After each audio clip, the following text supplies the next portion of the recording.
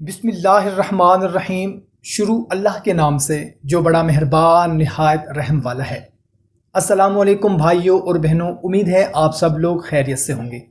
دوستو، آج میں آپ کو دو ایسی قرآنی آیات کے بارے میں بتانے لگا ہوں جس کے پڑھنے سے اللہ تعالیٰ ہر کام بنا دیتا ہے۔ وہ کون سی آیات ہیں بتانے سے پہلے ہم سب مل کر دعا کرتے ہیں کہ یا اللہ ہم سب کے جتنے جائز کام بھی رکے ہوئے ہیں سب پورے فرما دے، آمین۔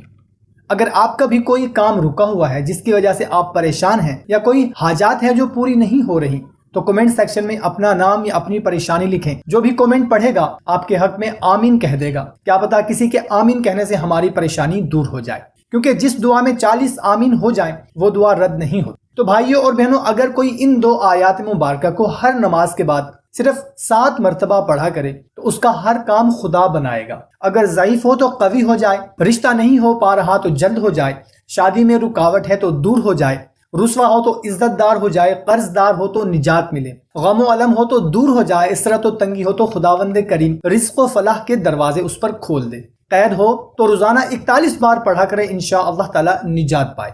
آیات کون سی ہیں آپ کو سکرین پر بھی دکھا دیتے ہیں اور سنا بھی دیتے ہیں۔